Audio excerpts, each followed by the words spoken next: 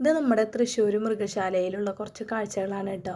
ഞാനിപ്പോൾ ഈ വീഡിയോ ഇടാൻ കാരണം ഇനി ഈ മൃഗശാല ഒരു ഓർമ്മയായിട്ട് പോവുകയാണ് കേട്ടോ. കാരണം പുത്തൂർ സുവോളജിക്കൽ പാർക്കിന്റെ ഉദ്ഘാടനം ഇപ്പം അടുത്ത് തന്നെ ഉണ്ടാവും കേട്ടോ. അപ്പോൾ ഈ മൃഗശാല മ്യൂസിയത്തിന്റെ ഭാഗമാവുമെന്നാണ് കേട്ടത് കേട്ടോ. ഇതിലുള്ള എല്ലാ മൃഗങ്ങളുടെയും പക്ഷികളെയും ഒക്കെ അങ്ങോട്ട് കൊണ്ടുപോകട്ടോ പുത്തൂർക്ക്. ഇത് കുറേ വർഷം പഴക്കമുള്ള ഒരു മൃഗശാലയാണ് കേട്ടോ.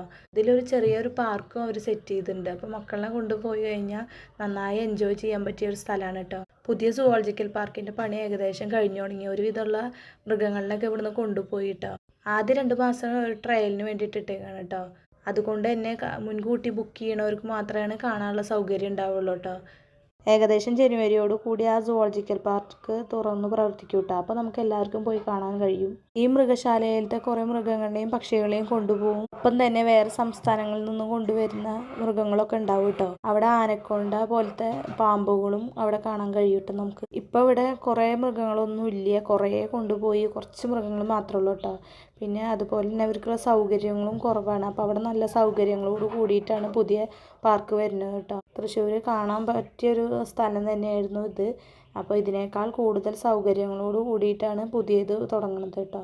അപ്പോൾ തൃശ്ശൂർക്ക് വരുമ്പോൾ എല്ലാവരും പോയി കാണേണ്ട ഒരു സ്ഥലം തന്നെയാണ് ഇത്. എല്ലാവരും പോയി കാണണം കേട്ടോ. കുറേ വർഷം പഴക്കമുള്ളത് കൊണ്ട് തന്നെ നല്ല ഒരു ഓർമ്മകൾ സമ്മാനിച്ച ഒരു പാർക്ക് തന്നെയാണ് കേട്ടോ അത്.